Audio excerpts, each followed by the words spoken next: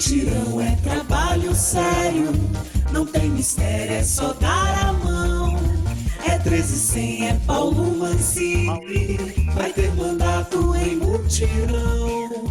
Mutirão é trabalho junto, mudando o mundo com a nossa mão. É 1300, é Paulo Mancini, vai ter São Carlos em mutirão. Boa tarde a todas e a todos. É um prazer enorme estar em mais uma conversa, né? Mutirão Conversa com você. Estamos aqui eu, a Regina Disciomo, socióloga e ambientalista, e a Helena Campos, que é formada em Ciências da Informação na nossa retaguarda. E hoje o tema que nós vamos conversar, um tema que há muito tempo eu estava querendo tratar com um pouquinho mais de profundidade, é o tema da segurança alimentar e sustentabilidade. E o nosso convidado de hoje é uma pessoa que dá para a gente tratar exatamente com a profundidade e a seriedade que a gente pretende tratar desse tema. É o engenheiro agrônomo Sérgio Gonçalves, ex-secretário municipal de Agricultura aqui de São Carlos durante, eu acho que 8 anos, depois ele confirma se é isso mesmo. Eu vou pedir para a Regina Disciomo, então, fazer uma breve apresentação do currículo dele. Por favor, Regina. Boa tarde a todos e todas que estão nos assistindo. O nosso convidado de hoje, para nossa honra, né, é o Sérgio Gonçalves Dutra, que é graduado em Engenharia Agronômica pela UNB, com mestrado em Produção Vegetal pela Exalc, doutorado em Agronomia pela FCA da Unesp. Ele foi secretário municipal de Agricultura e Abastecimento de São Carlos de 2001 a 2008. Ele atua como consultor técnico nas áreas de sistemas de produção agropecuários e conectividade rural. Então, Sérgio, você pode nos dar mais detalhes da sua experiência, brevemente, antes do Paulo passar a te fazer alguma pergunta. Olha, eu já estou com vocês aqui em São Carlos desde 1994, né? Vim para cá para trabalhar na Fazenda Pinhal, que é um patrimônio histórico artístico nacional da nossa cidade, né? E permaneci 7 anos e nós trabalhamos bastante, né? Junto com o Paulo e tantas pessoas na campanha do professor Newton Lima, e ele nos convidou para fazer parte da equipe na sua gestão. E realmente eu fiquei, como o Paulo perguntou, todo o período, né? Eu e o Ricardo Martins fomos os únicos secretários que ficamos desde janeiro de 2001 até dezembro de 2008. E depois disso, eu estou desde janeiro de 2009 com a minha empresa de consultoria, trabalhando no Brasil e alguns clientes também internacionais, e é muito gostoso assim estar com as pessoas de São Carlos, porque a gente acaba trabalhando mais fora de São Carlos, e essa é uma oportunidade de trazer esses temas, né? Eu acho que a agricultura familiar, a segurança alimentar e a sustentabilidade andam juntas, né? Então a gente tem muito a conversar. Estou ansioso aí para o bate-papo com o Paulo. Vamos lá, Sérgio.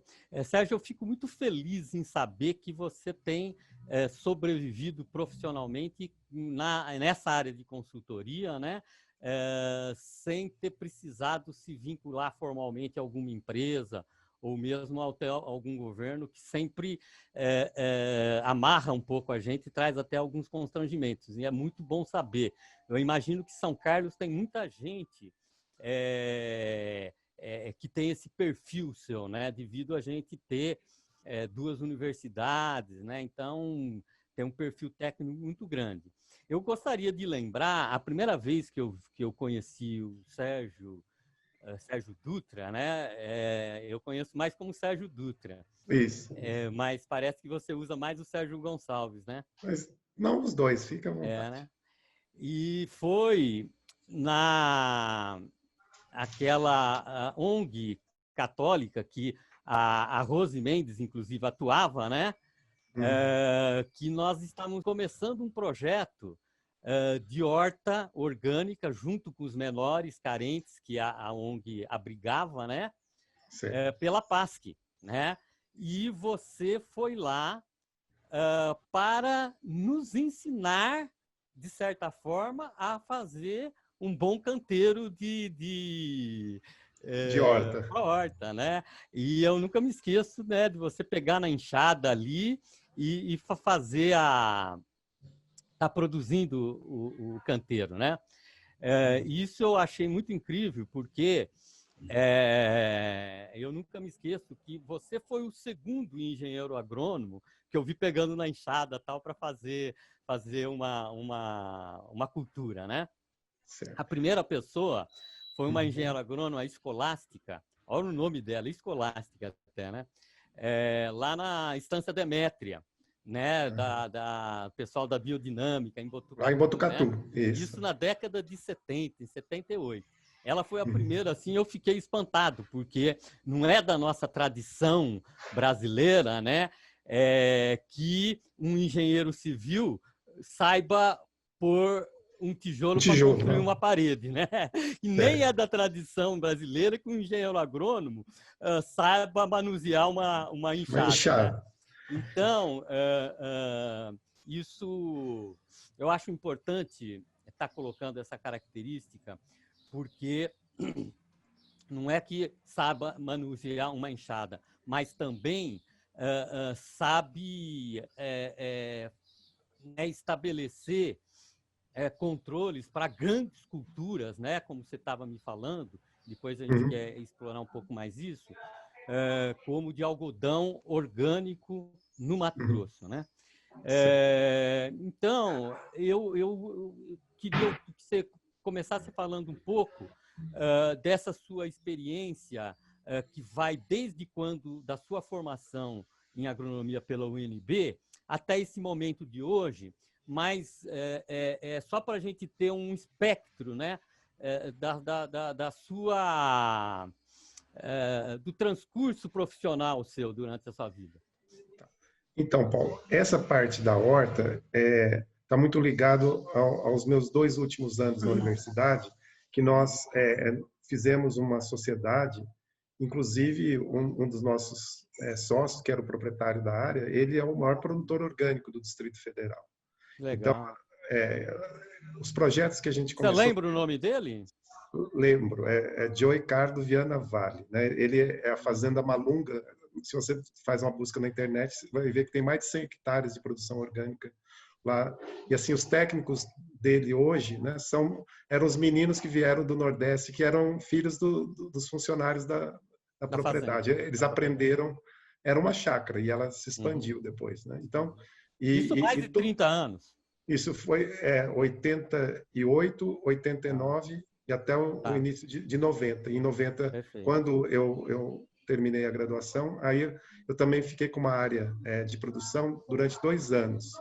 E aí eu fui convidado pela Associação de Agricultura Orgânica a vir para São Paulo para participar da comissão organizadora da primeira conferência de agricultura orgânica aqui no Brasil, que a IFOAM organizou lá no Anhembi. Até o pessoal achou uma loucura, né? Imagina, em 1992, fazer uma conferência de agricultura orgânica no Anhembi, que naquela época era coisa de bicho grilo, falar esse pessoal alternativo, falava agricultura alternativa ainda na época, né?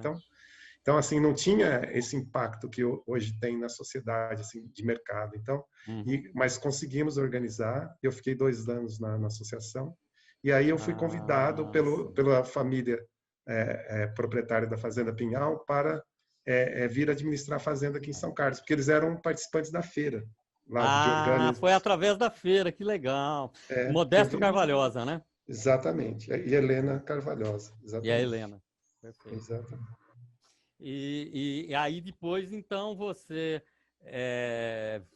se tornou secretário municipal de Agricultura e Abastecimento e saindo da secretaria, você começou a atuar como consultor, né? Isso. Inclusive, você chegou a trabalhar um pouco numa incubadora.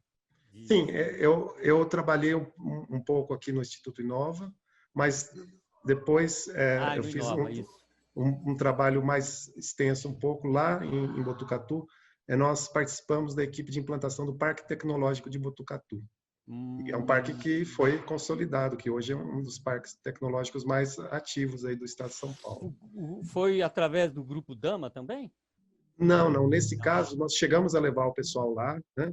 Sugerimos aquela ideia de fazer uma parceria público-privada, mas acabou sendo mais esse é um projeto que teve mais recurso do governo do estado e da própria prefeitura. Mas conseguiram uma área própria e o parque funciona. Se as pessoas entrarem no Google e colocarem lá Parque Tecnológico de Botucatu, vão ver que é um parque que está bem instalado, está bem ativo. Eu gostaria de fazer uma pergunta para o Sérgio, por favor, né, Regina. Sérgio? Pois não. Sérgio, agora com a nossa candidatura coletiva, né, colocou nas propostas algumas intenções com relação à segurança alimentar, principalmente a questão da segurança alimentar para famílias de baixa renda, a garantia do alimento de qualidade para todos, né? O que você sugeriria para as nossas propostas em termos da sua área de alimentos e segurança alimentar, né? A questão da segurança em alimentos de qualidade, orgânicos e para a população de São Carlos? Olha, Regina, eu vou remeter um pouco ao meu tempo de estudante. Eu fui voluntário num projeto, naquela época era a favela do Paranoá, hoje é uma área distrital do Distrito Federal. E aí nós percebemos que era para alfabetização de adultos e eu era voluntário. A maioria das pessoas são mais da área das ciências humanas, né, da pedagogia, e eu era um dos poucos da engenharia. E nesse projeto eu percebi assim que mesmo ali nos anos 80, as pessoas, a maioria dos moradores ainda eram originários do meio rural, porque nós tivemos, né, um volume muito grande de pessoas que saíram do campo e foram morar nas periferias das cidades. E naquela época ainda era um impacto maior. Hoje já são a segunda, terceira geração, né, das pessoas que vieram do campo, que já estão nas periferias das grandes cidades. Então, o que a gente percebe? Que as pessoas não tinham autoestima por serem da roça. Ninguém falava que era da roça. Ser da roça era sinônimo de coisa ruim.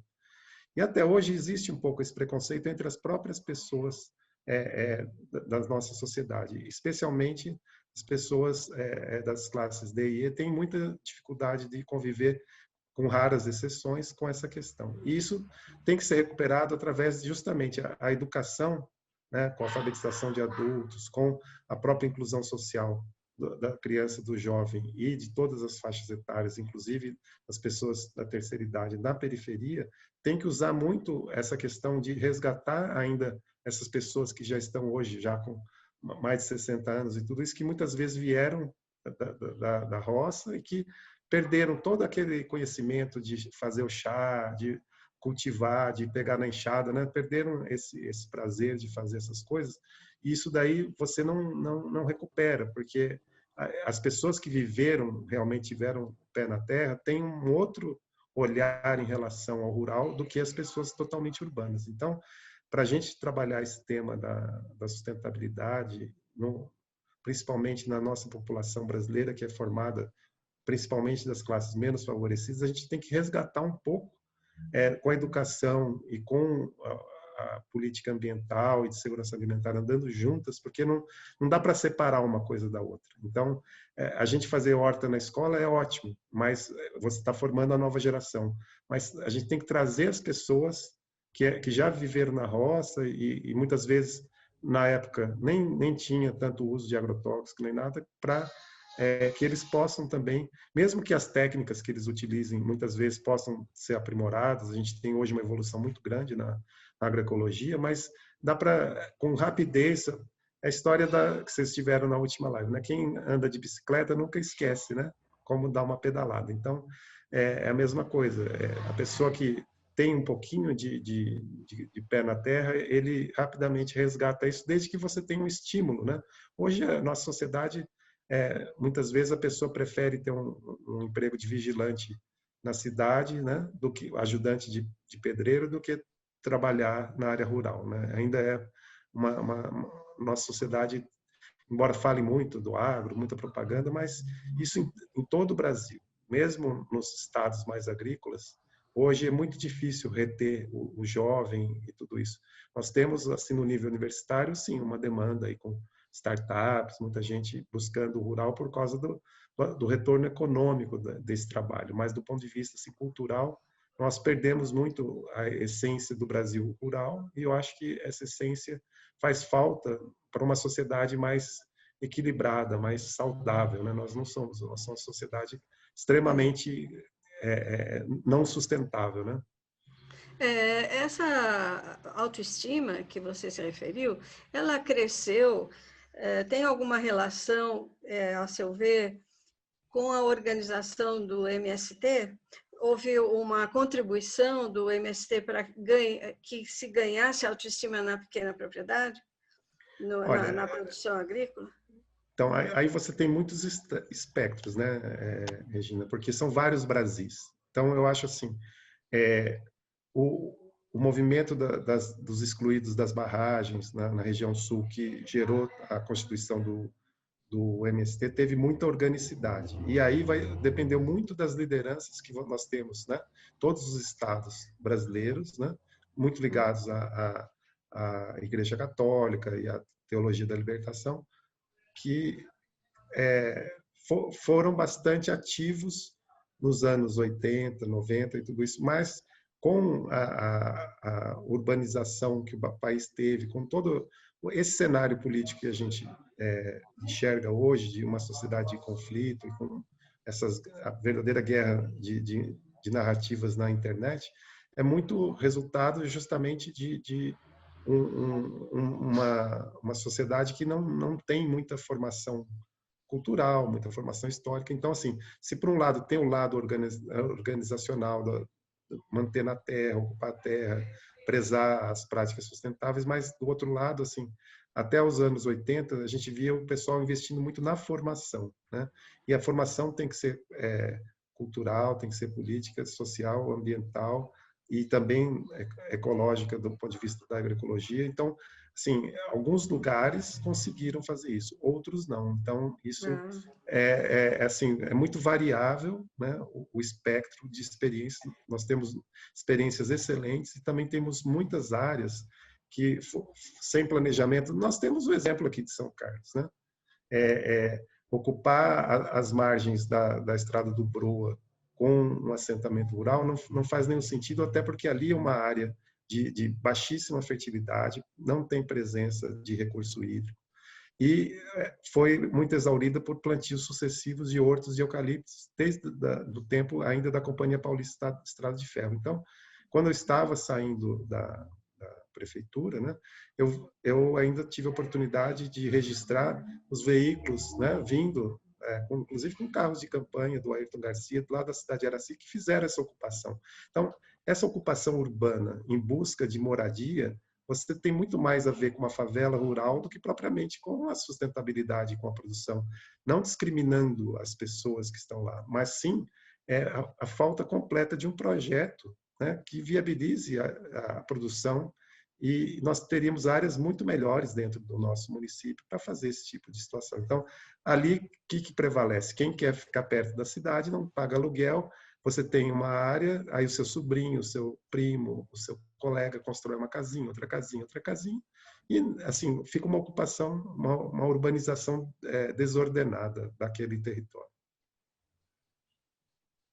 Não sei se eu tenho muita tristeza que eu trabalhei na fazenda de passar naquela rodovia e ver a situação que está ali. O Paulo, na verdade, seria para uma produção rural de pequena produção rural, mas se transforma numa favela, né?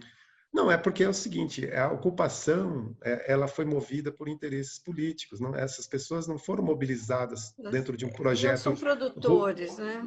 Não é nem só, não, mas a pessoa poderia até se tornar, todos nós podemos, a gente pode mudar a nossa atividade, mas eu digo assim, o que mobilizou aquelas pessoas foi o interesse da propriedade, né? De você, Da propriedade ou, não. de adquirir um bem sem esforço, né? Eu vou lá porque o fulano de tal falou para vir, né? Que se eu ficar aqui, eu vou ganhar um lote, né? É um lote. O lote pode ser urbano, pode ser rural, mas é só um lote, não é uma concepção produtiva, né? Entendeu? Acho que o Paulo quer falar alguma coisa, né, Paulo? Você está sem som, Paulo. Desculpa, gente. O que aconteceu ali, né, no assentamento Nova São Carlos, é fruto da ausência de uma política pública de reforma agrária decente no país, né, Sérgio? Eu acho que você concorda comigo. E nós temos um desafio muito grande. Eu acho que só que a gente tem que tomar cuidado, e o Sérgio acho que deu esse viés, né? Quando a gente chama de favela, você torna, às vezes, pejorativo. Discrimina. E as pessoas que estão ali, vamos dizer, elas estão nas melhores intenções de fazer alguma coisa, do ponto de vista da produção rural. Agora, São Carlos, nós, enquanto políticos aqui de São Carlos, nós temos que desenvolver meios para que tanto o assentamento Nova São Carlos e principalmente a ocupação do Capão das Antas, eles atendam à finalidade que é a de produção agrícola e não a de se transformar em moradia ou chacrinha de lazer, né? Porque é isso que a gente vê muita gente fazendo, né? E é nesse sentido que a gente está